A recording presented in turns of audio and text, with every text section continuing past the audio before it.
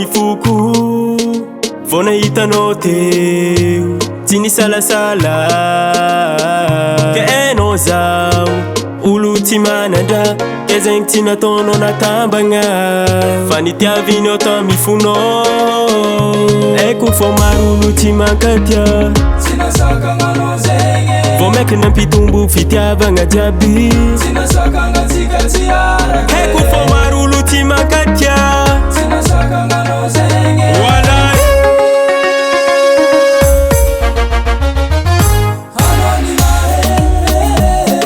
ke matokisa biby ke anao azamagna ke matokisa biby ke anao azamagna